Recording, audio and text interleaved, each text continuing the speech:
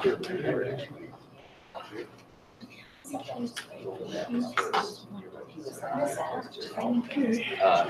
ice skate sheet that they built. Oh, they did build it? Great.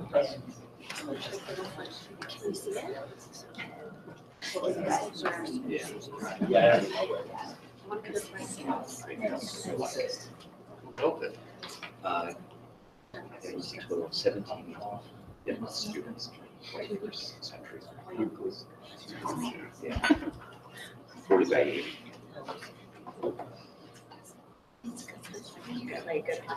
This is I just tweeted it before I came.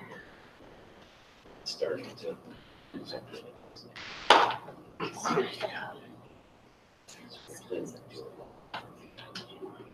Yeah.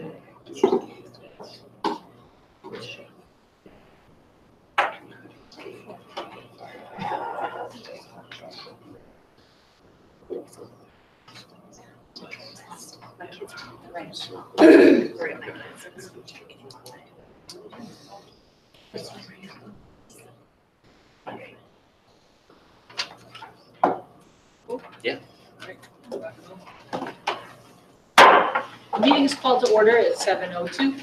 Please rise and join me in reciting the Pledge of Allegiance. I pledge allegiance to the flag of the United States of America and to the republic for which it stands, one nation, under God, indivisible, with liberty and justice for all.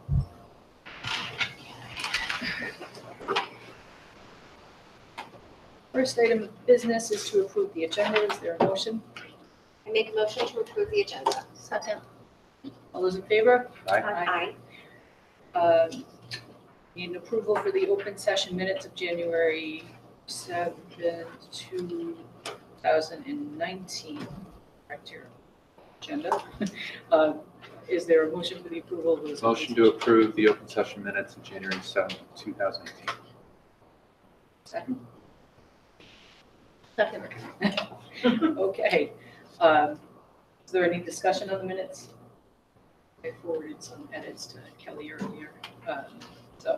Okay, hearing none. All those in favor signify by saying aye. Aye. Opposed, nay. All right, the minutes are approved. Student comments. Is Lily with us? Oh, hi, Lily. On Wednesday last week, NIMUC hosted its 7th 21st Century Learning Conference, which was focused on the district's mission, empowering all learners to thrive. There were over 100 sessions provided to students during the day, and each of the sessions were aligned with different parts of the culture of the graduate. I happened to participate in 4 of the sessions, which happened to be financial literacy, leveling on my presentations, an upcoming trip to China in 2020, and a modeling imagination simulation with students from Maple College. I like personally Model UN a lot, and it was based around an alien invasion, and I thought it was a great way to engage with the students and form alliances with others and come up with a solution. What I took away was that it was also interesting to learn about finance, and I was able to vastly improve my public presentation skills. And I think it's just a good way to immerse myself in different areas of interest during the school day instead of attending traditional classes. During one of these sessions, a group of students constructed an ice rink in the courtyard of the school for a community skating event. And the group not only built the rink, but created details and an advertising plan for some community skating events. We'll be looking to host our first community skate on February 9, 2019. It'll be open to public, hot chocolate, snacks, games, and available for families and community members. And on February 6th, we will host the National Signing Day ceremony. On this day, 9 students will commit to continue their athletic career at a college or university, and these students include Jackson Buchanan, soccer, St. Anne's Lutheran College, Colby Higgerty, soccer, Northeastern University, Matt Richards, football, Bentley University, or UMass Amherst, Tom Chester's, football at South Regina College, Samantha Kilcoyne, swimming at Williams College, Willa Dunster, diving, University of Rhode Island, Valerie Sirocco, softball, Assumption College, Jacob Dieter, baseball at Nichols College, and Jordan Utter, lacrosse at Framingham State University. On the day of ceremony, they will have the chance to sign a formal letter of intent while celebrating with family, coaches, teammates, and friends. Thank you. Great, thank you, Lily. Community comments. Is there a member of the public who wishes to be heard at this point?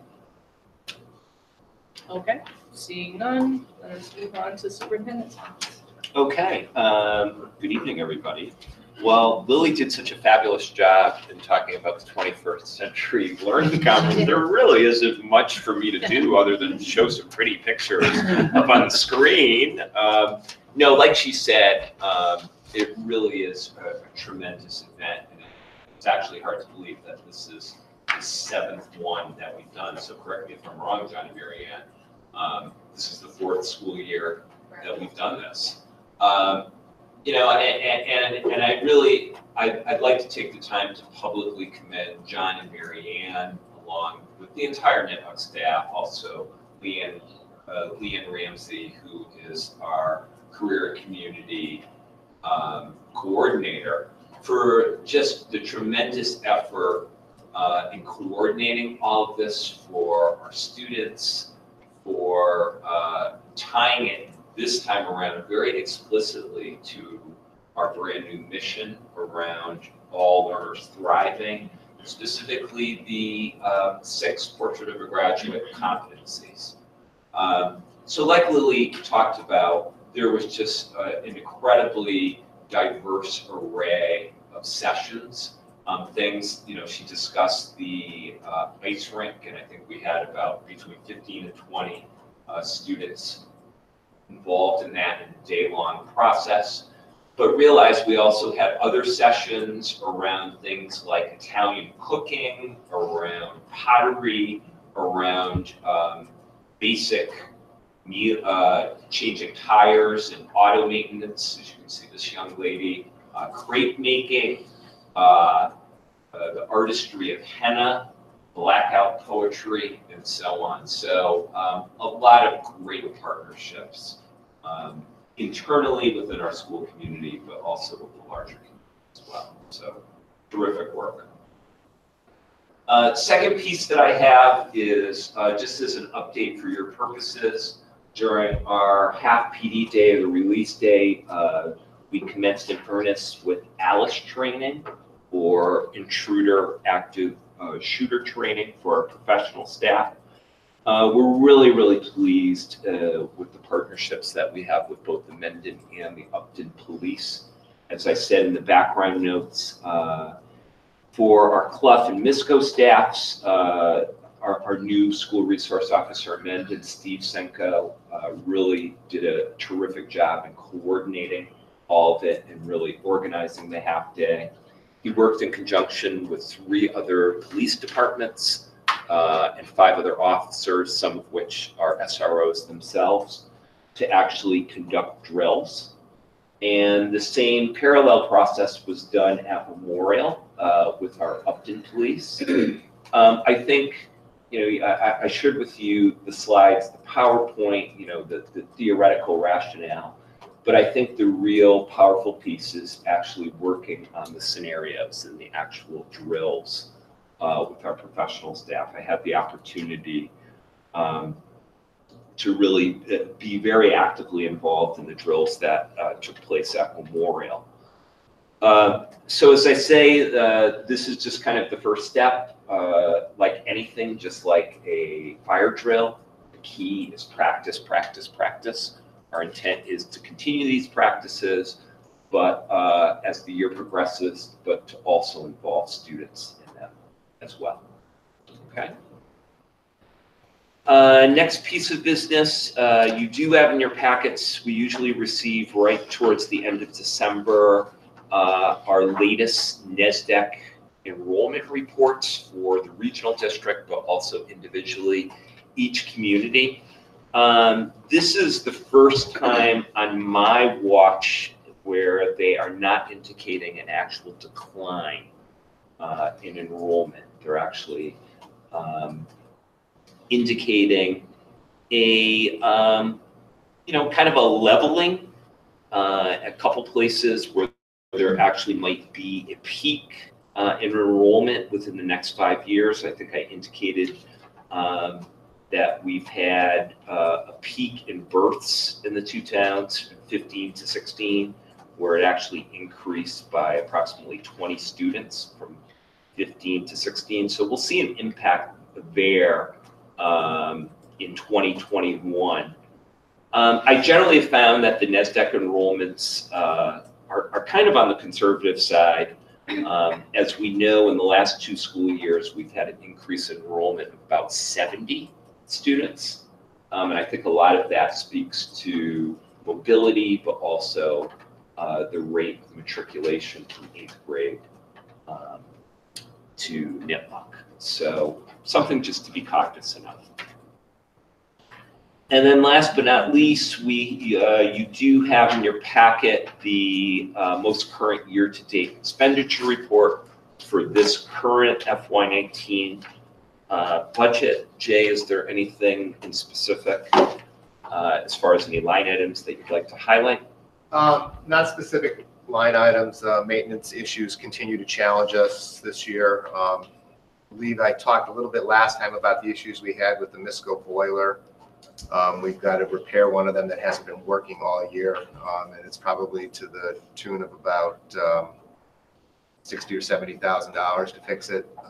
We've got an air exchange unit that does the heat for the gymnasium at Memorial School that's been out, and that's going to require a crane to come in to fix it because we've got to remove it and replace it. So that's probably going to be about $5,000 or $6,000 when it's all said and done. It just seems like we continue to have things that are breaking down in all 4 buildings. Today, at this building here, one of the boilers developed some cracks in the big tube that like the water goes through. Something that's happened in the past, we fix it, and it's not super expensive, but we had one boiler that we fixed today. We've got another one on the other boiler that's going to have to get fixed later in the week. So we just continue to have some of these challenges. Budget-wise, though, the line items are pretty much in decent shape. Supply orders are in good shape. So hopefully we can get through it. And as I need to do every time I'm here, snow and ice is still good right now.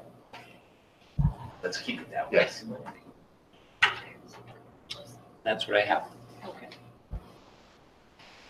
All right, next we have subcommittee updates, so we'll move it over to Diane and the Golden Apple Award Subcommittee's presentation. Thanks, Mike. So before we award our Golden Apple winner, I want to do the business part. We met last Wednesday? Yes. Last Wednesday to do our deliberation, but we also brought up kind of a talking point or discussion point on how we've done the Golden Apple in the past and whether we want to kind of change the procedures. And I think unanimously we all agreed that it would be a nice opportunity to be able to give 3 Golden Apples during the year. And the way in which we'd like to do this is instead of having 2 nomination periods, one kind of that fall, beginning of the winter, and then the second one spring going towards the summer, we would just have 1 nomination period at the end of the year, probably in May. But we would take everybody's nominations and submissions and consider everything and walk away with 3 Golden Apple winners. So it would give us the opportunity to award 1 more person. I think every nomination period we deliberate and we come up with the person who's chosen, and we always have that feeling of angst, like, it'd be so nice if we could give another one because some people are nominated multiple times during multiple periods. So that was the decision that we made at the last subcommittee meeting, that moving forward, we will do 3 winners following a year-long submission period. So just wanted to get through that business before we get to the fun stuff, which is the awarding of the current Golden Apple. So my favorite part, everybody always knows this, I love being able to acknowledge the good, but even more so than being able to acknowledge the good is sitting down and reading all of the nominations that parents write about the teachers in this district. And, Dr. M often will highlight some of the practices, fun, creative, innovative things that are going on in the school. And we're fortunate to have such talented administrators who are supporting our teachers and doing all of this great work. But way back when, we wanted to do a little bit more and acknowledge an individual. And really to just give our parents an opportunity to share their experiences that their kids have had in classrooms, outside of classrooms, The gist of this award is it does not have to necessarily be an educator. It's anyone across the MRSD, so any staff member in the MRSD. And we have had nominations in all different areas and positions, administratively, teachers, support staff, all the way across. So our program, the Golden Apple, began in 2015-16. And as I just said, the winners are nominated by parents who tell us their stories. So I always like to take this opportunity to say thank you to parents because our nomination papers are a little bit lengthy. We ask quite a few questions and we ask not for 2 sentences. We're really looking for really concrete stories so it makes it easier for us to kind of weigh different nominations against each other. So thanks to all the parents who take the time to nominate our different staff members in the district. And I also think that in all of our nomination periods, Joe can back me up on this, we've probably rarely had a time when there were less than 30, which I think is pretty impressive in order. So thanks for sharing your stories. We love reading them and it's great. And then I also love to thank all of our staff members across the MRSD because yeah, we don't have a lot of golden apples to give. And there are so many people who are mentioned nomination period after nomination period that we wish we could acknowledge everyone. But I guess the thing that I walk away with personally is that we've got a lot of great people in our district doing a lot of great work, working hard, coming in every single day and giving their best to this job. So I really like it. I literally leave every deliberation period going, oh, like I just want to tell everybody. But anyways, so this is kind of a blanket thank you to everybody. And sometimes when we go from nomination to nomination period, a name keeps coming up over and over. They may not get 3 or 4 or 5 nominations every period. They may only get 1, sometimes 2. But consistently, we're seeing this name repeating. And the names change, the faces of the kids change, but the stories are kind of always the same and all very positive. So this time around, that ended up being kind of the direction that we went in for this Golden Apple Award winner because there was a trend. We kept seeing this name coming up again and again. So we saw this as testament to the fact that not only is she making an impact in this particular period, it's been going on for a long time. And if we had had the Golden Apple 10 years ago, we probably would have been seeing this individual's name then too. So it just kind of is testament to the fact that she's committed to students, committed to parents, committed to the district, has kept her spark for educating and our district alive, and very, very impressive in my opinion. So I've been a part of the district for 14 years, and even though my children did not have this person as their teacher, this person's name keeps coming up again and again in hallways, on soccer fields, everywhere I go, I keep hearing about this person. It always makes me smile to hear of an educator that has been that impactful in our district. So before naming who this person is, and giving her an opportunity to kind of hear the words of her students' parents, I'd like to just kind of take a moment and read some of the anecdotals that they provided for us. And bear with me because when somebody has been nominated as many times as this person has, we have a lot of material to work with. So it was great. So bear with me. Okay. This teacher inspired both my children to learn by using real-life examples and hands-on opportunities. She strives to bring out the very best in every child by helping them to see what is unique and special about each of them.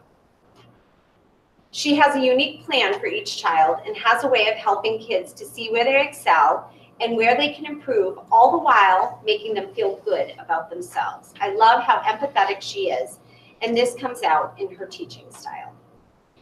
She is committed to all aspects of students' growth and character. She uses innovative teaching so that no child is left behind in her classroom.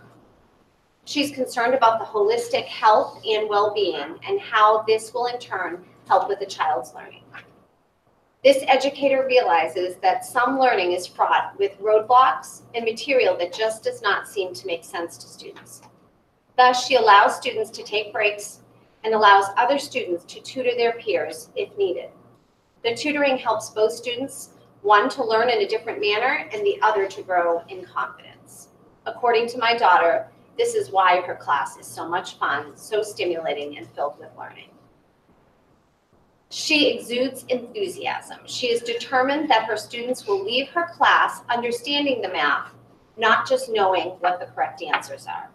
She teaches math using hands-on equations, math in 3 acts, and innovative math games. Her Twitter is full of elementary math chats with like-minded educators. She started a pen pal partnership with students in Texas impacted by the hurricane. Our students got to talk to students from other states and see how they were impacted by the floods. I like that she included my son in his parent-teacher meeting. My son got to take on a voice in what he thought he was doing well and the things that he could improve on. When he left the conference, he was beaming because he felt very smart, very important, and understood. I think that's what my son needed, and I'm glad that she brings it out in him. My son has blossomed under this teacher. He went from a shy kid, apprehensive to participate, to a boy who volunteers and will always tell us what is going on in school. If I knew what this teacher did to turn my son around, I would bottle it and sell it to every parent. She has inspired the 4th grade team and other staff members to use Twitter as a resource for communication, connection, and engagement. In addition to her classroom Twitter, she uses a variety of websites such as Seesaw, wherein students can download pictures of their work and record their thinking. This has encouraged homeschool connection for parents or guardians to comment on their child's post and feel like a part of their education. I have seen students' fluencies flourish as they recorded their books and listened to their audios. I have seen improved work ethic and grit in all of the children. The kids work hard because they are assigned meaningful activities. She teaches them that making mistakes is an avenue to improve their learning. This teacher was inspired by the district's initiative and started a no homework policy. Without the task of homework each night, she discovered students were choosing to read for pleasure and solve real-life math problems when they went home. And the sense of relief that parents felt with no more homework battles was shared multiple times. She fostered a true love of learning. So this is my favorite comment. This teacher is a cheerleader for everyone. My son said she would do the floss dance when students learned a new math concept. She keeps math fun with games and hands-on learning. She cries when she reads Charlotte's Web every year. Why can't every teacher be this awesome? So after 24 years here in the Mersey, our recipient of the Winter 2019 Golden Apple Award is very well known throughout Mendon-Upton, as she has touched the lives of so many students, families, and fellow educators. She taught 3rd grade, 4th grade, 5th grade. She served as a math coach. I'm sure I'm missing some other things. Oh, 2nd grade as well. And last but certainly not least notable, she is a complete Harry Potter nut in a very good way. And she incorporates elements of the stories into many of her lessons, knowing how much more engaging and fun they will make learning for her students. Please join me in applause as we award Mrs. Marie Brigham, 4th grade teacher at Clough Elementary School, this first Golden Apple Award of 2019. Congratulations.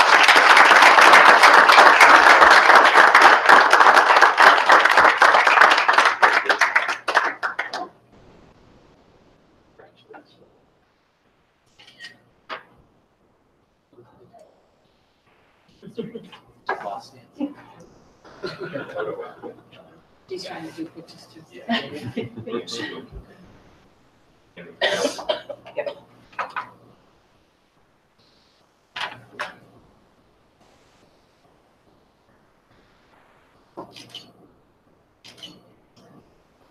say a few things?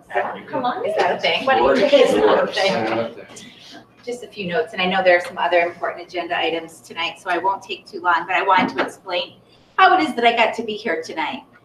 First of all, I'm really humbled that any family would take the time to write about the year their child spent with me. sorry. I know how busy family life is, and that is just, it's very humbling. And then just to make it a little lighter, to go a little Bill Belichick on you. Really, there are 3 phases of the game for me, and it's all about those 3 phases of the game. It's the relationship that you forge with the student and with their family. And so it's teacher, parent, and student. And here in Mendon-Upton, I've been blessed to work with some extraordinary students, and they're really special parents. So I'm really fortunate in that way. And then on the bigger scale, for me, there's like a more personal 3 phases of the game, and that's working with administrators, with my colleagues, and with my family, having them support me. So here in Mendon-Upton, I've worked for some really awesome administrators that strike just the right balance, and they know how to push and challenge their teachers, and then they also know when it's appropriate to step back and let us do our thing and to trust us. And I've been able to take some great risks because of the administrators that I've worked for. I work with the most awesome team of teachers. So I want to just mention them by name. I've worked for a period of time with my co-teacher, Tricia Chapman, and she has taught me how to reach all students in ways that I'm not capable of reaching them on my own. I work with my colleague who's here tonight, Linda Cody, and I'm going on 30 years of working with Kristen Bertheo. We met freshman year and did our student teaching together too. So that's a relationship. And these women push me to think deeply about my teaching, to be reflective, and they challenge me.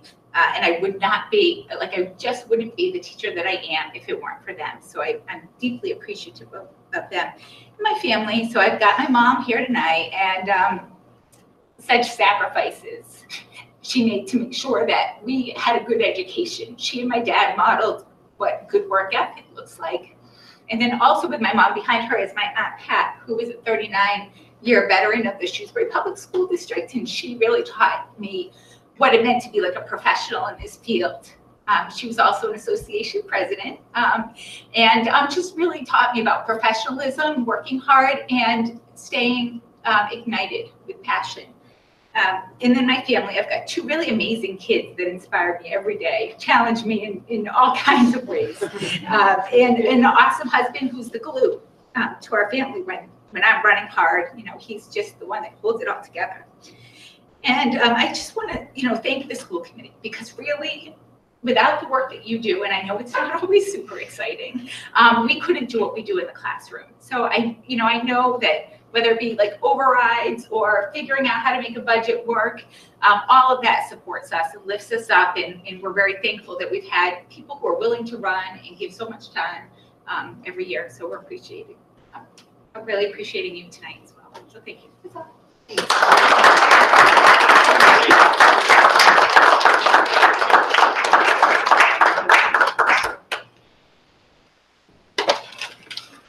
If I could be like, if you ever watched back in the day American Idol, and at the end of the last episode, Simon Colwell would always say, "America, you got it right." I have to say, school committee, you beyond got it right. As I said in the background notes, I cannot think of a more worthy recipient of this award than Marie. I can honestly say in 29 years in this business, I've never worked with a better teacher than Marie. She is the epitome of everything that we would ever want out of an educator, as far as heart, passion, and a commitment to always get better. So congratulations, Marie, and job well done, school committee.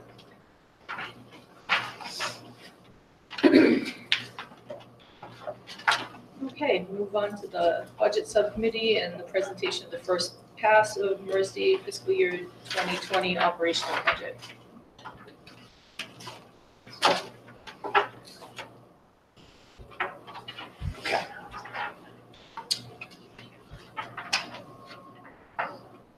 All right, now's the fun part of this meeting, right?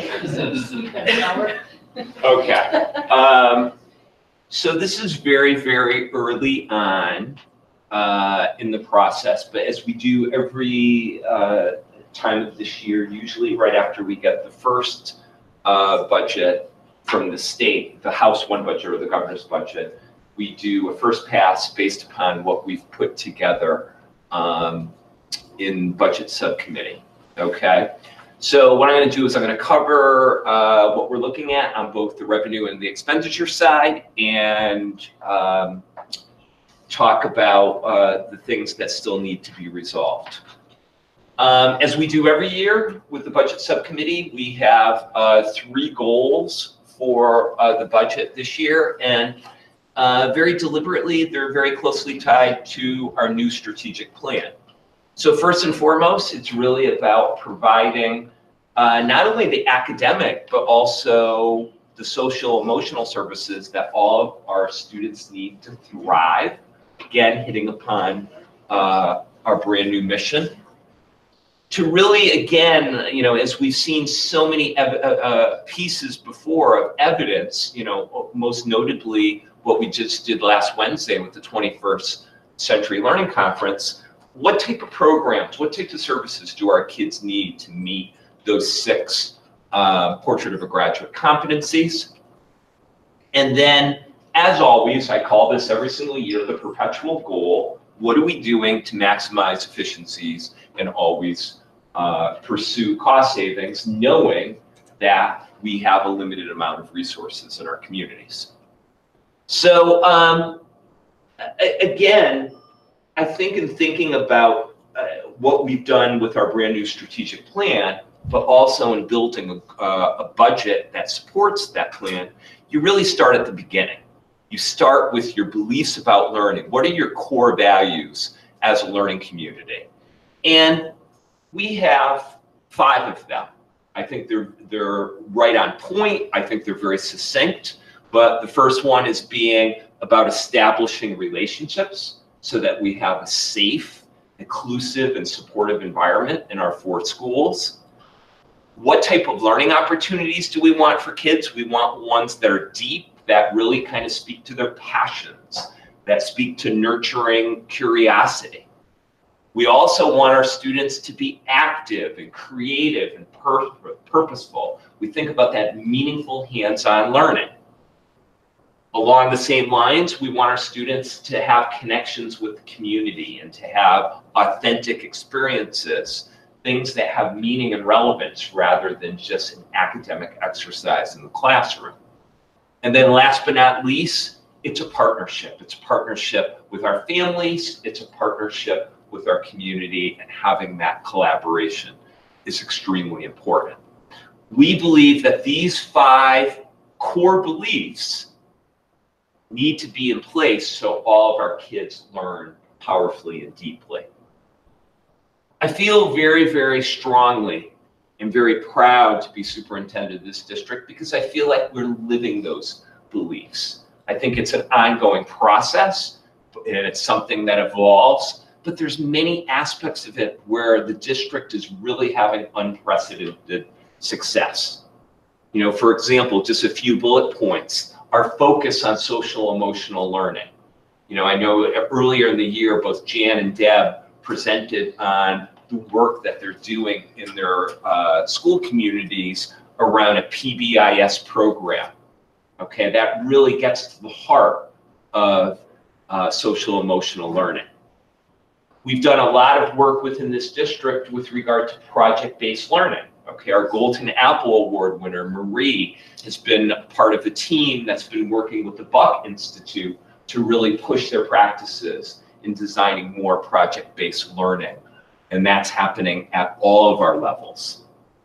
Something that we're very proud of is being one of 7 districts across the country being awarded as a U.S. Department of Education Green Ribbon District. Okay, which really kind of speaks to our commitment to sustainability as far as that efficiency and cost savings piece, but also teaching that to our children.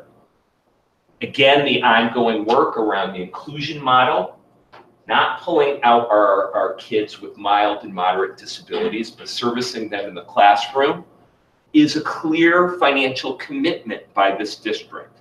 That work has been going on for years. And as I said, unprecedented success. Things like a couple school committee meetings ago, we learned about the College Board naming Nipmuc for the second time in 7 years as a national AP honor roll school, and the same thing for our district. The fact that every year we're named as at least a silver medalist in the U.S. News and World Report for the best high schools across America. The unprecedented success that we've had even in our athletics program, the number of tournaments that we qualify for, the number of regional and state championships, and so on. So a lot of super, super positive things happening in our district, and it directly speaks to those 5 core beliefs about learning and what all of our kids need to be successful. So as we do every year, I think you've got to look at where we are statistically, some of our basic demographics. So the first place you look at is our official October 1st enrollment numbers. This year we are approximately 40 higher than we were last year, October 1st, 2017, with a total district population of 2,333. We're going to see probably in all likelihood, and again, I'm going by NASDAQ, but I'm also looking at some real numbers, something in the ballpark of probably about 30 to 40 fewer students at this juncture for next year, for our October 1st numbers. Our real big inflection point is going to be at NISCO. And it's real simple math. We have 200 8th graders this year. And if you look at our 4th grade population, both at Clough and Memorial, we have a total of 161. So you've got a delta there of approximately 40. If we have the trend continue with Nipmuc, where about 80 to 85% of the 8th grade is matriculating to the 9th grade, Nipmuc will actually see a slight increase. And then I think our big wild card is going to be both Clough and Memorial with regard to kindergarten enrollment. I've had some preliminary talks with both Jan and Deb. For this juncture, they seem to be relatively healthy. But again, we're looking at our live birth rate for the kiddos that were born in 2014 to ascertain what's going to happen there. As we do every year, just as I would mention, we look at our population, not including choice, to ascertain the breakdown of student population and therefore the assessment to each community. I think for 3 years, that's been almost virtually unchanged. It's literally changed by something like 3/100ths of a percentage point. So we've been in a very good place, particularly since the override, as far as our average class sizes. You can see them there. At both Clough and Memorial, you're in the ballpark of 20 to 21 students. There are some variations. I know there's a couple concerns at a couple grade levels where it's pushing 25, 26, but realize they are balanced by a couple grade levels where it's 18.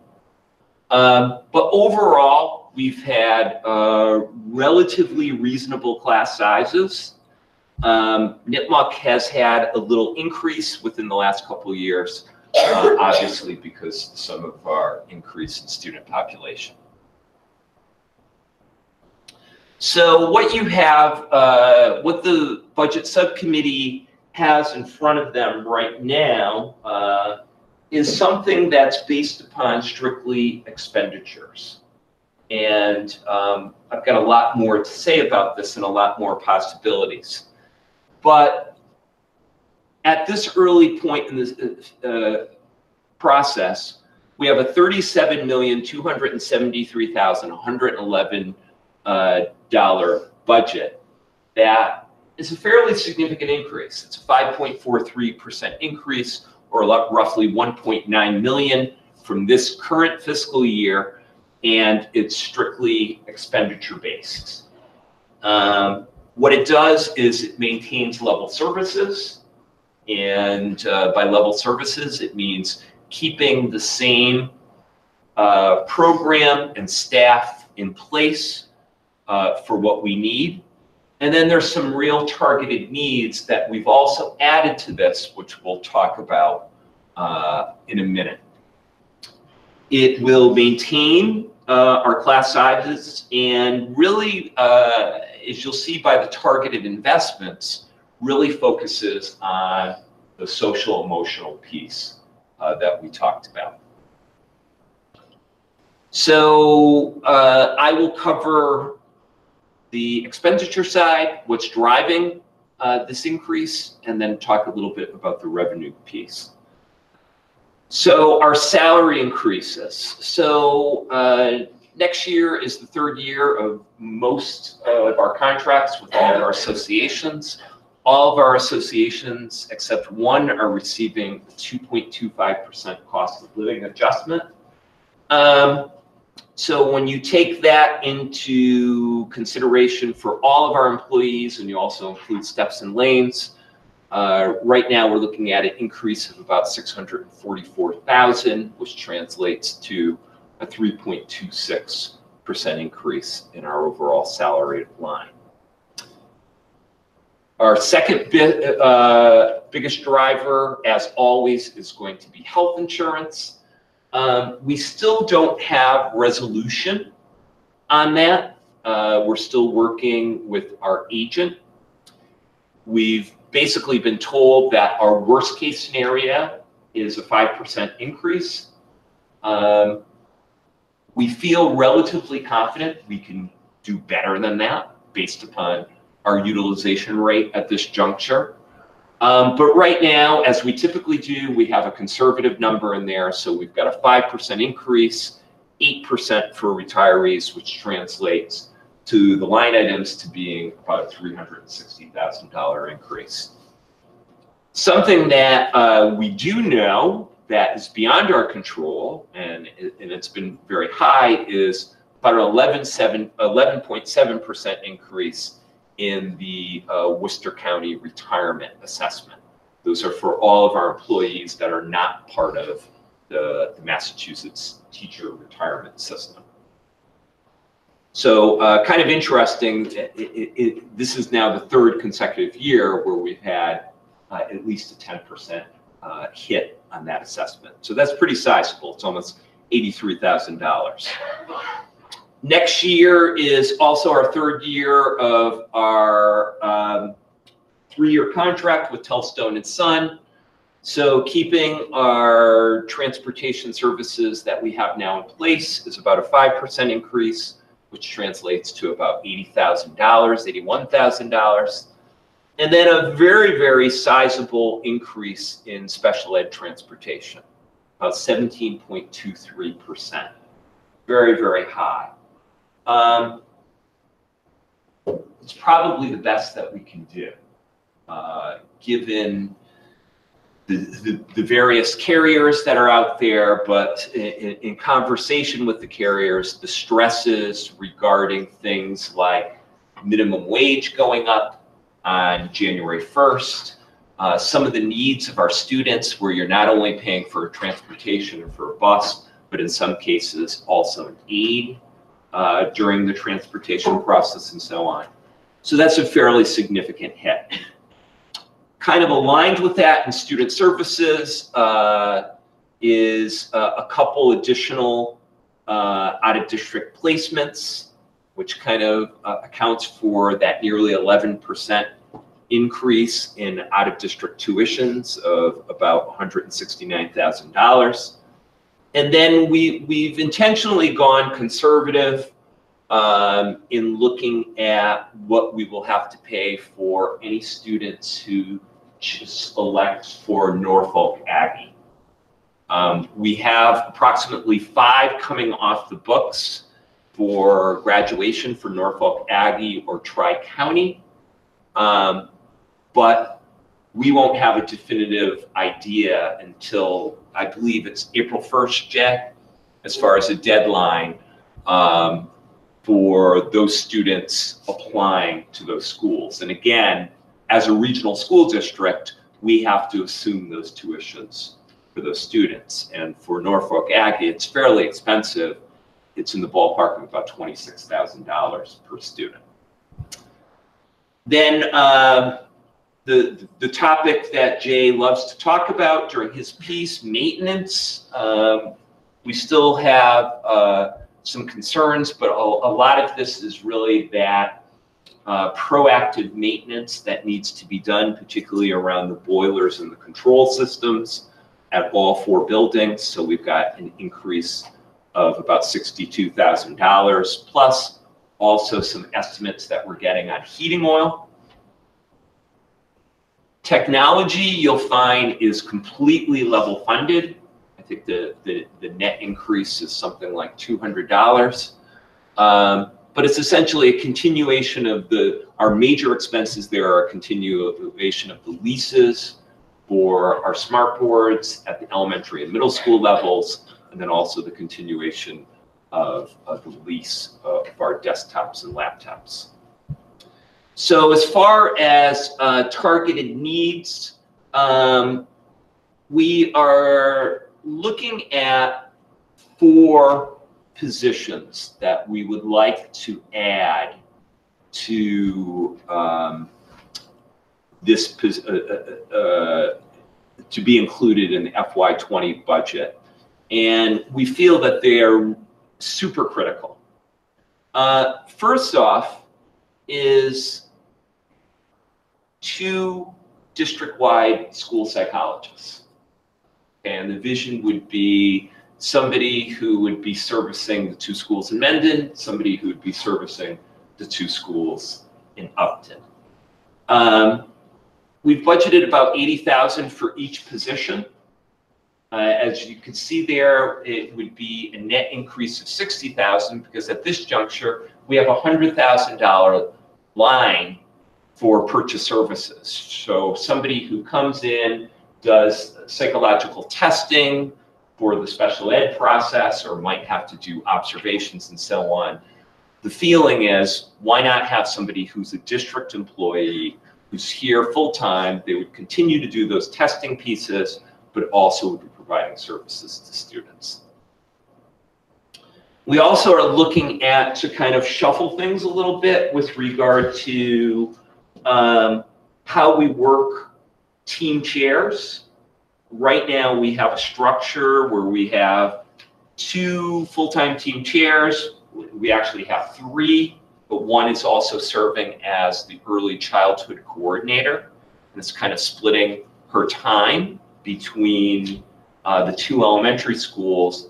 The vision would be to have 2 individuals who are a team chair at each elementary school, but they would also be serving in a dean of students capacity.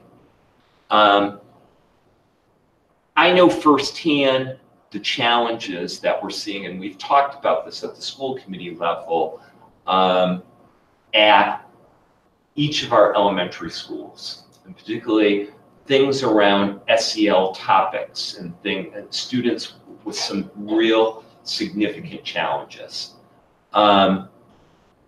The vision would be that this is somebody who would be working directly with students, but also would be helping out our 2 principals at the elementary level in meeting these new and varied needs. With that in mind, though, in looking at some of our enrollment shifts, we also probably, in all likelihood, would be looking at a reduction of 2 FTEs, 1 at the middle school and 1 at the elementary level as well. So you have in front of you a document that has all of the demographic information, but also kind of a summary of the overall expenditures. If you look on page 1, as a matter of fact, the inside cover, you see all of these state codes summed up is right now at this early process an increase of 5.43% or 1.9 million. So here is the truly challenging part of this is right now what we're looking at as far as revenue. I can honestly say in 8 years as superintendent, I've never seen a worse state budget come out for our regional school district. So true to form, as we've gotten in the last 5 years of this administration, our Chapter 70 amount has been the hold harmless amount, the amount of $20 per student. So that comes out to be a $44,000 increase. This year, because regional transportation was a level funded, we actually saw a decrease. By level funded, it is not applying the same percentage, rather just the same pool of money. So we're actually down $46,012 in the regional transportation. Got a whopping $1,200 to help compensate for the 7 students that attend charter schools. So we actually have less right now in the House 1 budget in state aid for FY20 than we do for this current fiscal year. That's not good. So as a result, this is a similar conversation that we've had in years. The burden for funding this falls to our 2 communities. So I should note, and I'm going to say a little bit more about this in a minute, that the minimum local contribution to, oh, darn it, sorry.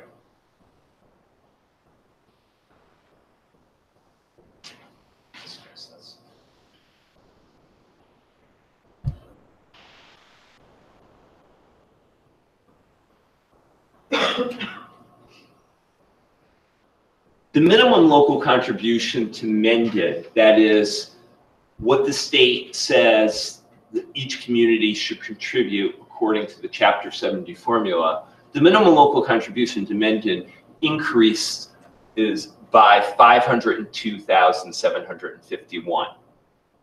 To Upton, it increases by $604,348. Okay? So pretty significant increases. And I'm going to talk a little bit more about the mechanics behind that in a minute. To me, what we have for our expenditures, we would need an additional $928,687 from Mendon and an additional $1.1 million, $1,127,665 from Upton. So the total local assessment is a little more than $2 million. Again, based upon where we are with regard to expenditures. Third category right now is district receipts. Essentially, it's status quo with the exception of the amount that we're allocating out of E&D or excess and deficiency. It's about $100,000 less. This current fiscal year, we're allocating $400,000. We're projecting $300,000 for the simple reason that some of the capital projects that we did over the summer, we used some of those fundings, but realized the state is a little bit behind and we don't have our E&D for FY19 certified yet. So again, at this early point in the process, we're acting very conservatively. So looking at that, this is basically the funding sheet that you have in your handout. This is on page 2 and 3. Kind of shows how it would break down within, actually, it would exceed the 2.5 levy limit because for Mendon, you'd be looking at a 10.1% increase in assessment, and for Upton, your operational assessment would also be a 10.1% increase. So again, the burden would fall to our 2 local communities to fund a 5.43% increase. So I would like to pose another model, and kind of just for your ideas, for your thinking, to say, well, what if we put forward a budget that's based upon just the minimum local contribution increase? What we would be looking at, and again, this is not exact, but it's in the ballpark, we'd be going from a budget that increases by 5.43% to a budget that's an increase of 2.5%. And again, carrying forward the minimum local contribution and then factoring out operational additional, you'd be looking at an increase in assessment to Mendon of $491,715, or a 5.36% increase, and an increase to Upton of $578,912, which is about a 5.2% increase. I think there's something to be said, again, about that minimum local contribution and what happens over time if the community doesn't keep up with that MLC, with that minimum local contribution. And again, I usually talk about this, but this is really important, and this is super salient to our two communities. And again, just to do the quick math lesson here, target share is part of the tweaking of the funding formula in 2007, okay? And essentially, if I had to define it, it basically says, this is the percentage that you should be paying towards public education for all the children that opt for public schools in your communities. Okay, and again, for Mendon and Upton, it's essentially 3 pools. Mendon-Upton Regional School District, BVT, and a real small chunk is Norfolk Aggie. Okay, those are your 3 sources. So again, it's a percentage, and the percentage, they calibrate every year, and they look at 2 things.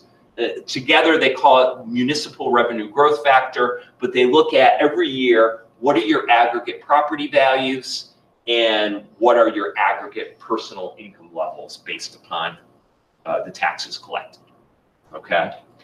So realize, overall, if you take all 351 communities, they work it out so that 59% of communities, overall, the 351 total, state aid should only cover about 41%. And communities in whole should be covering about 59%. That's in looking at the entire state. But there's variations. Okay, so a lot of communities, over 1/3, are at the cap, where they should be contributing 82.5% of the foundation budget. And then the poorest community in the state statistically is still Lawrence, and they're on the hook for 14%. So I always show this so you kind of have a benchmark in your head of all of our neighboring communities of what their target share is. Okay, so when the governor's budget comes out, always the last Wednesday of January, they always put all this statistical information. So you can see we only have one neighbor that's at the cap, Hopkinton, is at 82.5, but you've got, you know, Westboro banging on the door.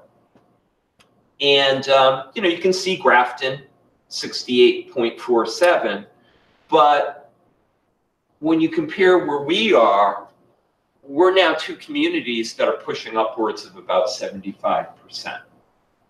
Okay, so one thing that is a little bit challenging is it is a little bit of a moving target because they recalibrate target share each and every single year. to put things in perspective, my first budget that I did in 2012, I think both of our communities were at like 62, 63%. So it's moved, but you could also say the relative wealth of the communities has also changed as well. So here's kind of the bad news. The bad news is we're still 2 communities that are below target share. Okay, last year when I gave this presentation, there were 79 communities that were below target share. Now there's only 57 communities that are below target share. That translates to about 15% of the state is below target share. So as a general rule of thumb, what they do is if you are below target share by a factor of between 2 and 6%, they tack on an additional percent to your minimum local contribution. They're basically saying, hey town, hey city, you need to step up and provide a little bit more. If you're above 6% away, and I think there's only like 4 communities, they actually tack on 2%. So I bring up all these points because this kind of speaks to those large increases, I'll go back a few slides, in minimal local contribution. Okay, so Mendon is being asked to pony up an additional 7.47%, or 502,000, and Upton is being asked to pony up an additional 604, which again is about 7.5%. Okay, so again, that kind of speaks to that whole target share discussion.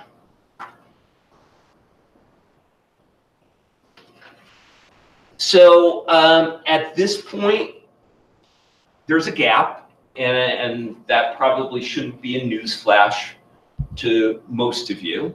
Usually during the first pass of the budget, there usually is a gap. But right now, there's a gap of a little bit over $1 million. If you were to take the 2 models that I've presented, a budget that is strictly based upon expenditures, which clearly would warrant an override for both communities, and the MLC, or minimum local contribution model, that's the gap that exists. But again, at this point, there are still variables on both revenue and expenditures. Large one being healthcare insurance renewal. Okay, that's enormous. This one, these 2 really, actually these 3 really won't play out for a while. Okay, the fact that we don't know how many students that we're going to have accessing Norfolk Aggie, that could add up.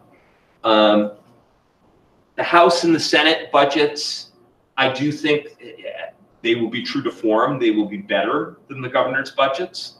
However, we have a very large gap there. You probably have also caught that Governor Baker submitted a bill to speak to the recommendations of the Foundation Budget Review Commission.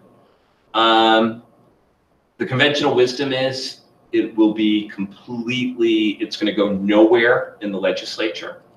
However, the concern is that a lot of the finances are going to be going to the neediest communities. For example, Governor Baker's budget provides $1.1 billion to be phased in over a 7-year span, but 85% of those funds go to the poorest 15 communities across the Commonwealth. So that's not a very large sum of money to be coming to our small district. So it's a possibility that something positive could come out of the House and the Senate. However, I don't think it's a very realistic option that if you're expecting, we're going to get an infusion of 300, 400,000 starting with FY20. I just don't think that that's realistic. So I've got some very, very serious concerns at this juncture. If the gap isn't closed in some way, shape, or form through discussions with the officials on both of our communities, we're looking at fairly significant cuts to programs and to staffing.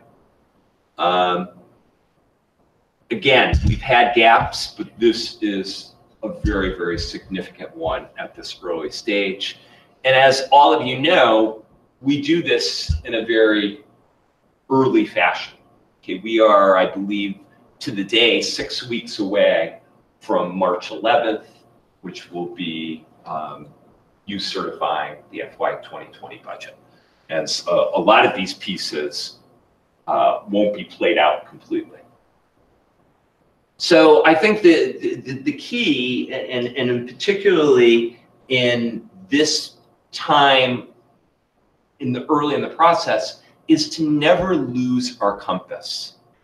Okay, and for me, our compass is the amazing work that has been done around our strategic plan. Okay, and I think about our mission, about empowering all of our students to thrive. What does that mean? What does that mean for every child? What does that mean for every family? It's the academic piece, but it's also the social emotional piece. So again, we may be in a situation that we have to make some difficult decisions and we have to prioritize, but I also say to the flip side of that, what is important? And what is important not only to the Mendon-Upton Regional School District, but to our families, to our community. And from my perspective, there's nothing more important than continuing the health and the vitality of our school district. So as you know, here's kind of the timeline. As it typically is, we really won't have a solid understanding of how the state budget is going to shake out until probably that May-June timeline. And it's typically been somewhere in the ballpark of July 5th to July 10th till the state budgets have been finalized. So that's kind of an overview of where we are. I'd be happy to take any questions if you have any. Joe, I wondered if you could just explain what the consequences are for not meeting the minimum local contribution. Great question, outstanding question. So for all intents and purposes, there aren't, a community could say, hey, you know what, we're going to completely level fund you. But it's kind of like that old Fram air filter commercial, you can pay me now or you can pay me later. What happens is if you are not paying the minimum local contribution, invariably what will happen is you'll fall farther behind in that target share piece. And realize the target share piece, again, to be very transparent, has been a moving target. So what will result is the following year, you'll just get socked with an MLC that's even higher. And I think it kind of speaks to a larger trend. When I started in this position 8 years ago, I don't think it was hardly a military secret that because of our limited tax base in these two communities, the budget is always a challenge. But it's also my feeling, and I'm certainly cognizant of our limited resources, and I'm certainly cognizant that this sentiment would be an anathema to some folks that live in both communities. But in order to even sustain this school district, let alone grow it and move in new positive directions, additional resources are needed. I would say in this period of every 4 to 5 years. And we're now in that window since the last override. I think you could go back and look historically of what have been the inflection points. That's essentially the way it's worked, Sean. And My fear is if we get into a situation where we're going to have to make some really challenging decisions about programs, staff, or services that need to be cut, it starts this process of a downward spiral. And with that downward spiral also comes a crisis of confidence. I feel very comfortable in saying that when I came here in 2011, unfortunately, there was a crisis of confidence in this district and within these communities. I feel like because of the remarkable staff, teachers, admin team that I'm blessed to work with, kind of turned that ship around.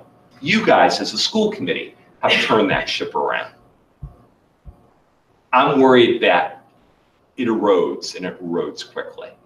So I think this is a real inflection point as far as budgets. There's certain budgets, you know, I went back and I looked at the slides from last year. At this juncture, we had a deficit of about $340,000. Was I concerned? Yes, I was, but I also knew that it was still early in the process, and there were still many things to be sorted out. But this is a fairly sizable gap.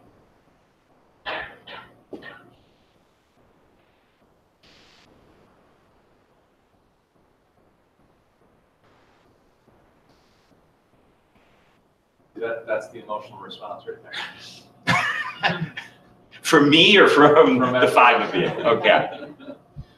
But I do think it's important for us to go back and look at some of the data of what we've been given. Mhm. I mean, when you look at the Chapter 70 over the last essentially 4 years and what they're proposing into this year, we've essentially received an incremental 2.5% of, I mean, you go back, in 2016, we were given a little above 12 million, and this year they're proposing a little under 12.5 million. Yeah, it's ridiculous. Yeah, and it's, you know, and I realize these components are there, and, you know, it's clear you can see the shift, you know, onto the towns based on the MLC and what's happening there. But I think the other item too, I think it's important for us to be clear about truly driving these costs higher.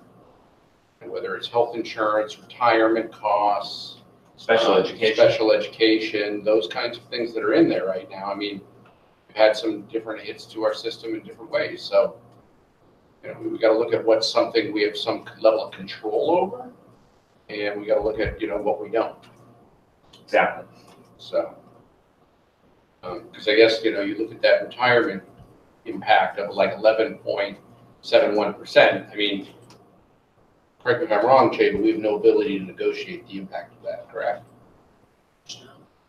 The retirement. The Worcester County assessment. Retirement assessment. Absolutely not. And just like, and town realize level, our two, and I don't know if you have that off the top of your head, Kelly, but my understanding is both of our communities on the municipal side have gotten levied with something in the ballpark of about 10% each year. I was gonna say, I believe the number's 11% on the Yeah. Upton side for retirement. Yeah. Don't quote me on that, but it's definitely. But I think it's the same, because we all come from the same retirement pool, so I think we're all getting hit with the same, you know, impact, what's there, so.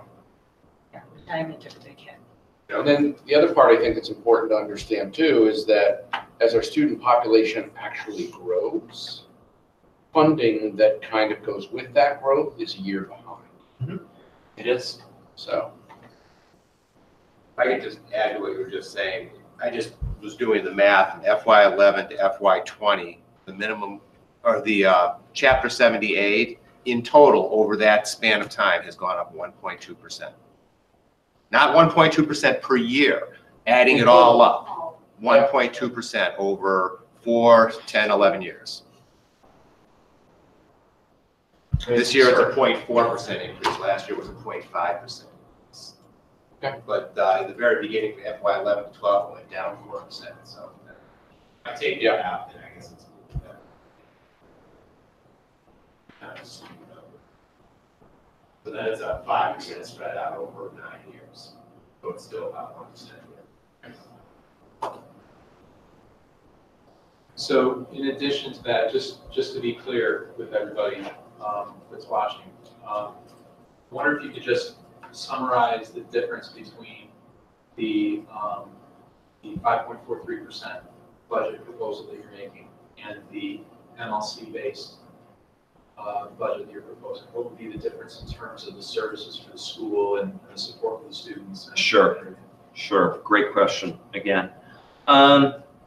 You'd be talking about having to prioritize, realistically, right now on paper, I gave you a number of the difference being, what was it? A little over $1 million, right? 1,035,000. So say things pan out for you that, we get something more favorable with healthcare insurance. Say,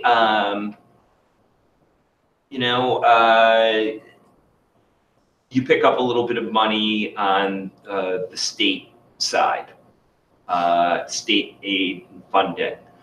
Say you don't have students matriculating to Norfolk Aggie.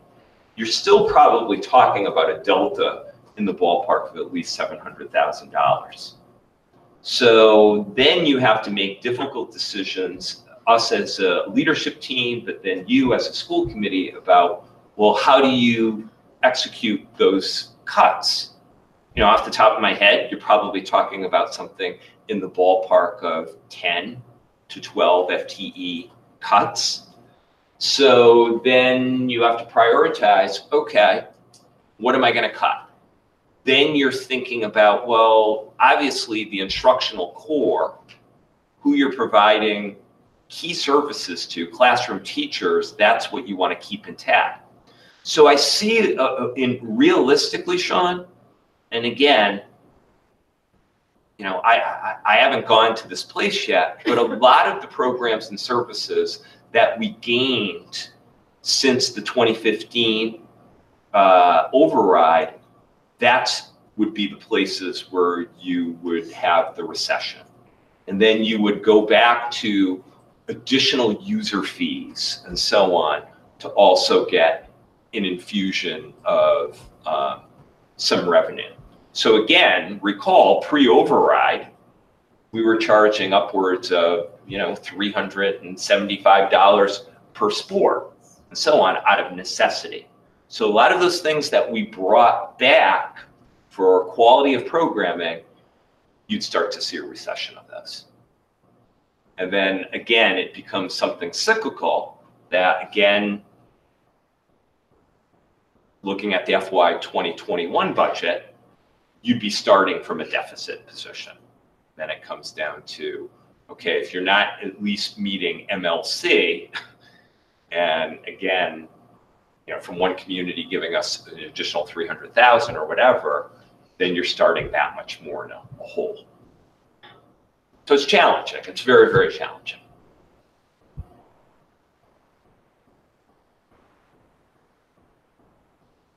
Anything else?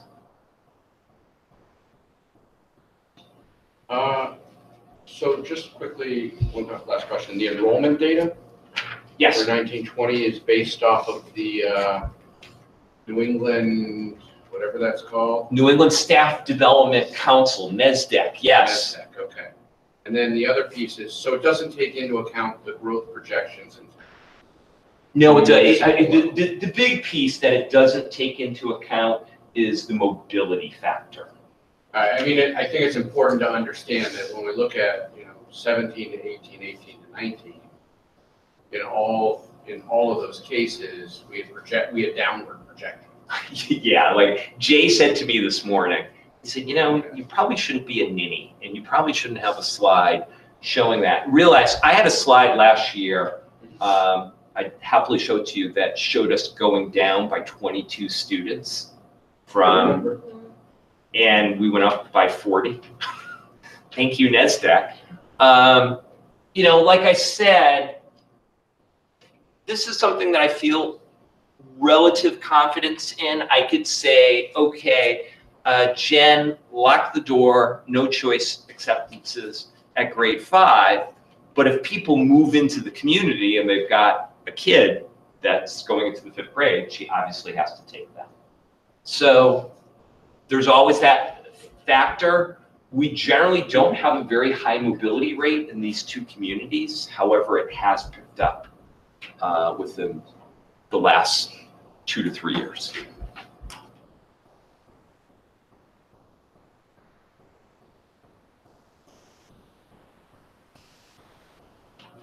Any other thoughts or questions? Well, just one thought that's on my mind. Yeah. As we, if a scenario were to happen where we find ourselves in a, you call it a deficit of confidence, then that actually creates less matriculation to Nipmuc, and it creates a bigger problem within cost for vocational schools, Norfolk Aggie, BBC. So the costs start to accumulate and go up from there. So the budget, or not the budget, the expenditure that we have per student is actually, for the community, is actually the cheapest it can be if we have them all going to Nipmuc. Correct. So I just want to make that point. Good point. Yes, we have a history there. We know what happens. And if you look, actually, NESDEC added a page to the enrollment projection reports, which I shared with you earlier, where they actually have, I want to say, a 5 to 10 year history of BVT matriculation. And you can see within the last 3 to 4 years, it's actually gone down by a factor of about 15 to 20%. And I think that's directly attributable to the quality of the programming, the quality of the extracurriculars, and so on that are here at Nipmuc. So can I ask one other question regarding transportation? I realize that we don't really have a lot of options, and I understand the different impacts on the market, but I guess my question is, I realize that also too, there are state regulations around regional schools must provide transportation to the student base and population that's out there. That's kind of one of the things that's written in there. I wonder if there's any leeway in that, if there's any ability to, where they're thinking they have the ability to maybe change the policy or improve the policy so that we have greater ability to optimize our transportation services. So here, what's really needed or Well, not. so the rules are that you have to transport kids that are 1.5 miles or more from the school. It's not just regionals, everybody has to do that.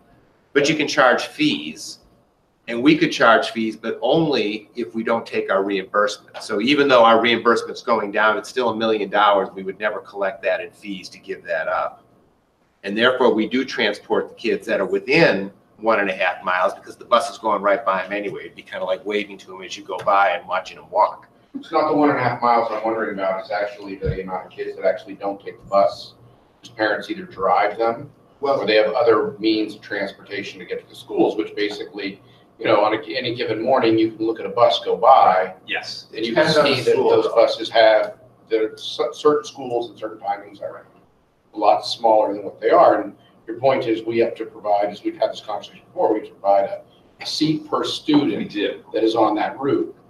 But if we have the ability to optimize that, does that help us? Well, I would tell you that the middle school and elementary school buses are packed. The high school ones are the ones that are not. Yep. But we pay by one bus per day, not per 3 runs. In other words, could we write a contract with them in the future that says, well, we want to only run so many buses for this route? They still have to have the buses available for the other routes, so we still have to pay for them. As part of the cost of running the transportation companies, they have to go out and buy buses. So, and then that's a cost to us that's going up by 17+%. Well, that's the special ed piece. The regular regular transportation is 5%. The issue with the special ed piece is that they're having difficulty finding drivers. Some of these routes are, an hour away. It's the cost of doing that in business has gone up so much that we haven't had increases in several years. We're finally getting hit. The regular ed transportation from Telstar is about 5%, I believe. About $75,000 to $80,000. Okay. And they do some of our special ed transportation as well in districts, but they don't do any of the out of districts. So. Yep. Okay. but we were advised by the out-of-district transport companies to budget for 20% right now. It may not end up being that high, which would be something else that would help us, but we won't know that until July. Okay.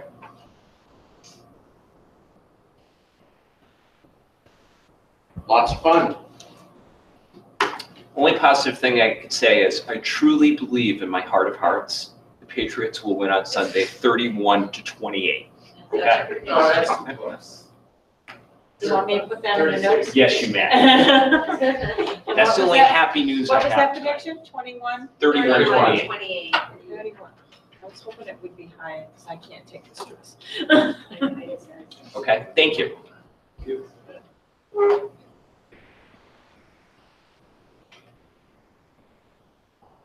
Okay. Next item on the agenda is unfinished business. Are there any unfinished business items to discuss? Okay, hearing none, we move on to new business and MISCO beautification committee. Any update for us? So here's happy, right? Yes. I've been working with a group of about 10 to 15 parents, along with Amy Benina, who's a mom at the middle school.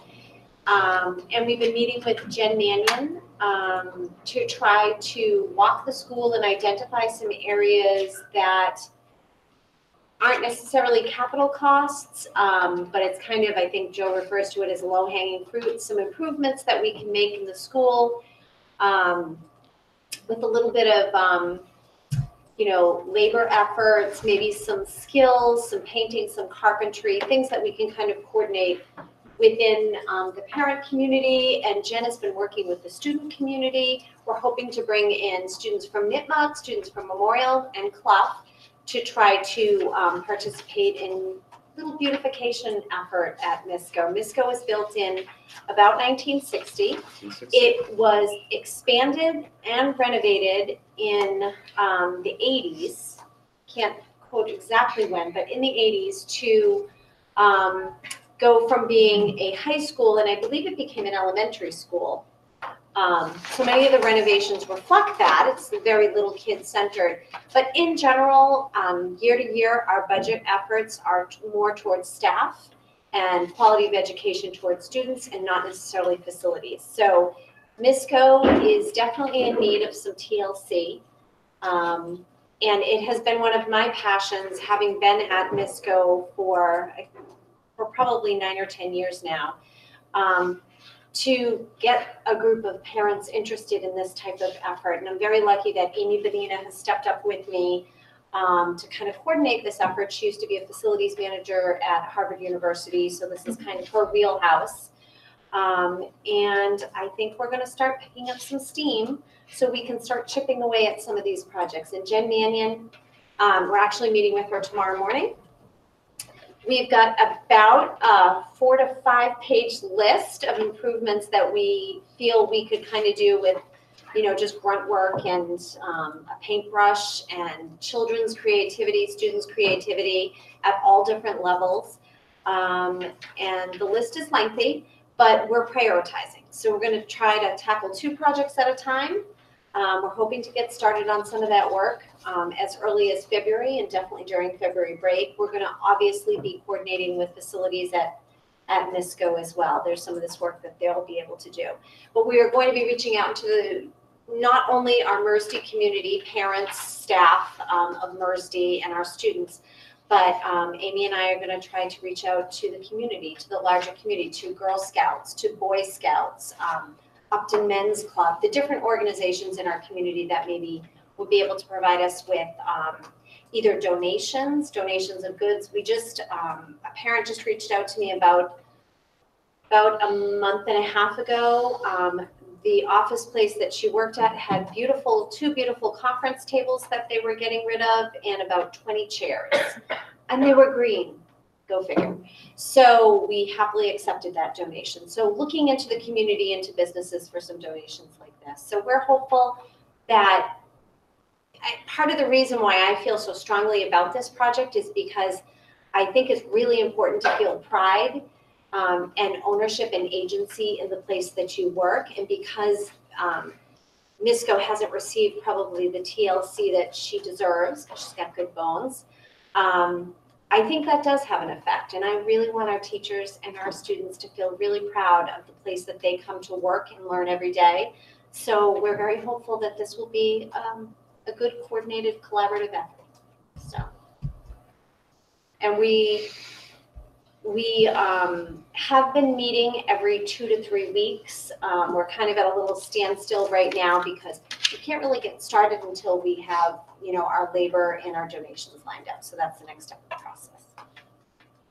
And we welcome anybody's help who's listening out there. You can contact me at tduncan@mercy.org.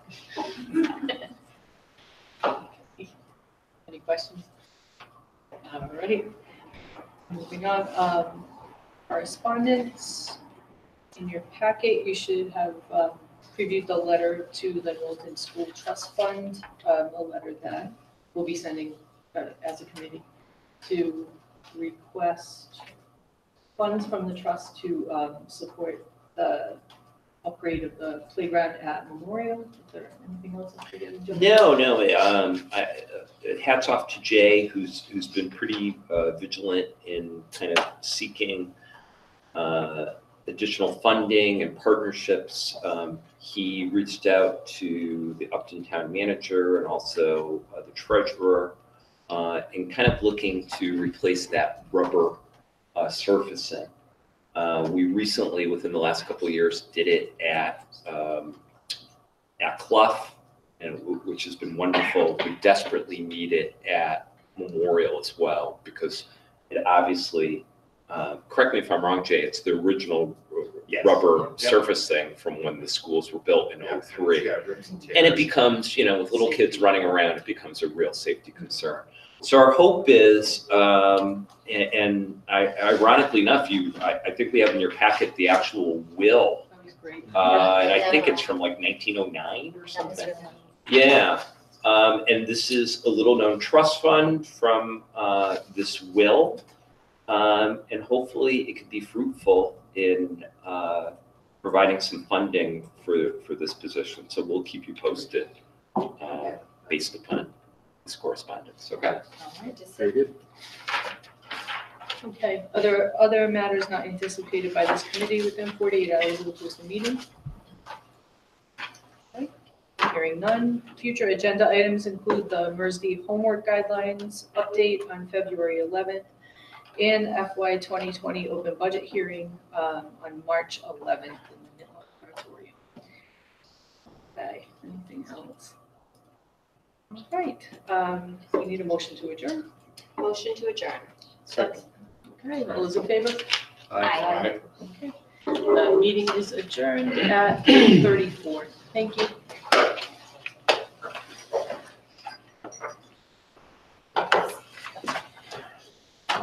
Still have some. I think that top one we missed, so I couldn't Oh. chop. Oh,